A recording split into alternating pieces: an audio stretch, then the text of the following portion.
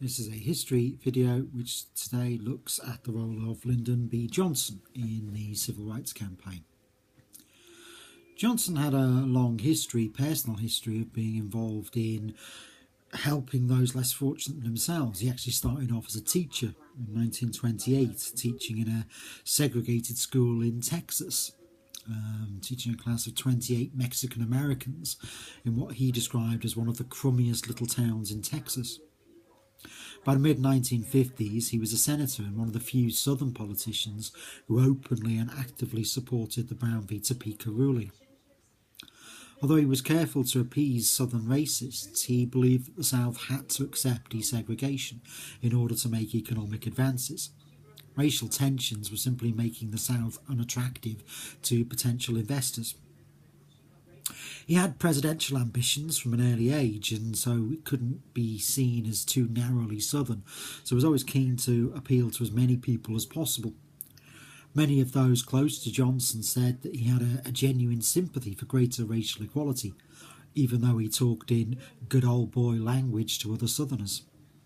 He believed the time was ripe for change. He said, "The Negro fought in the Second World War, and he's not going to keep taking the shit we're dishing out. We're in a race with time. If we don't act, we're going to have blood in the streets." He became president following Kennedy's assassination in November 1963. On his inauguration in January 1964, he announced his vision of a great society for the USA, with an end to poverty and racial injustice. He was determined to get Kennedy's Civil Rights Bill through.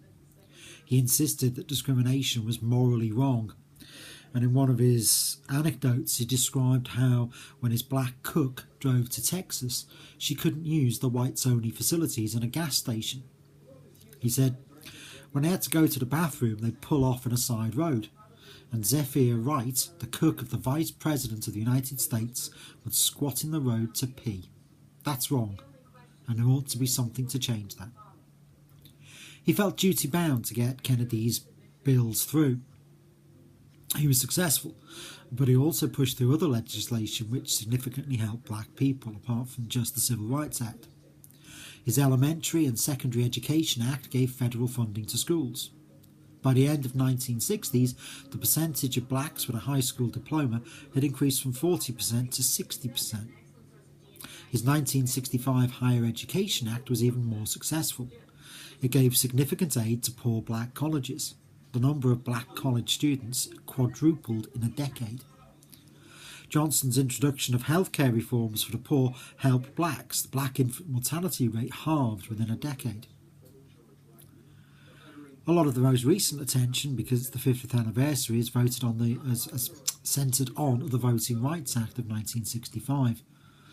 Selma and Bloody Sunday forced Johnson to ask Congress for the Voting Rights Bill. And the Voting Rights Act, which followed it, disallowed literacy tests and constitutional interpretation tests, those tests where people were expected to recite the entire Constitution and answer legal questions on tiny little parts of the Constitution. Those were all gone. Those are banned. It also set up federal registrars, not local men or women, but people appointed by the federal government. This had a dramatic effect on the South. By the end of 1966, only 4 of the old Southern racist Jim Crow states had less than 50% of their eligible blacks registered. By 1968, even Mississippi was up to 59%. By 1980, the proportion of blacks registered to vote across America was only 7% less than the proportion of whites. And the number of blacks elected to office grew dramatically too. It was a significant political gain for Johnson's Democratic Party. The new black voters greatly outweighed the lost white voters. Johnson was able to get so much legislation through due to several factors.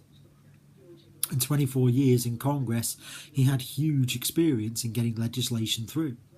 He had an unusual 2/3 majority in Congress. That's very unusual for a president to have that level of control. Congressmen knew that constituents were unusually receptive at this time to righting the nation's wrongs, partly I think because they felt it might somehow atone for Kennedy's death.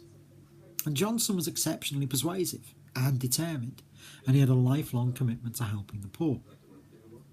He also used his presidential executive authority to help blacks. He manipulated federal funding to offer subsidies to southern districts that were cooperative on school desegregation. He used black advisors, including future Congressman Barbara Jordan, and he appointed the first black Supreme Court judge, Thurgood Marshall. But there were a number of factors which restricted what he could do. After 1965, it became increasingly difficult for him to help blacks due to Congress.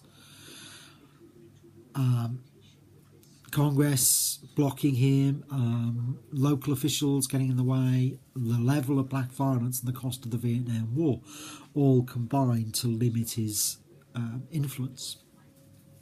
Congress was unhelpful. It resisted a civil rights bill in 1966 which would have banned housing discrimination, and was only willing to accept it in 1968 in the wake of Martin Luther King's assassination.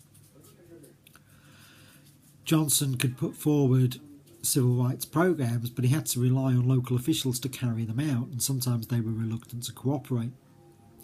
Perhaps the biggest restriction on him came from the level of black violence. From 1964 to 68, there were successive summers of rioting in America's black ghettos. These riots caused a white backlash. As white television showed black youths shouting "burn, burn, burn," whites feared that black militants were driving the USA into a race war. Gun sales to suburban whites soared, and whites were turning against blacks and against LBJ's reform programs. Johnson was amazed and disappointed by what he later described as, quote, all that crazy rioting which almost ruined everything. The riots helped to ensure that Johnson could do little more to help blacks. A 1965 poll showed that 85% of whites advocated black self-improvement, more education and harder work, rather than government help. A 1966 poll showed that a huge 90% opposed civil rights legislation. The Vietnam War also played a huge part. Expense and distraction got in the way of anything that Johnson could do for civil rights. An example of the expense, in 1965, the federal government deficit, the amount of money that America really owes, was $1.6 billion. By 1968, it was $25.3 billion. All that means higher taxes, and white Americans already felt they were paying too much tax for the war without having to pay some more for improving black ghettos. In conclusion, Johnson played a hugely important role in ending de jure segregation in the South. His Voting Rights Act transformed Southern politics by giving blacks the opportunity to vote without fear. His Education Act speeded up school desegregation and helped black colleges. He'd been instrumental in the passing of 3 Civil Rights Acts that gave blacks more political and economic opportunities. His civil rights legislation opened the way for a larger and richer black middle class. However, many blacks continued to suffer poor housing, poor schools, poor job opportunities, and an inability to get out of the poverty trap. Critics of Johnson said that the Great Society created a culture of welfare dependency. However, Thurgood Marshall thought that Johnson had got it right when he said, "You didn't wait for the times, you made them." Thank you very much for watching. I hope you found this useful.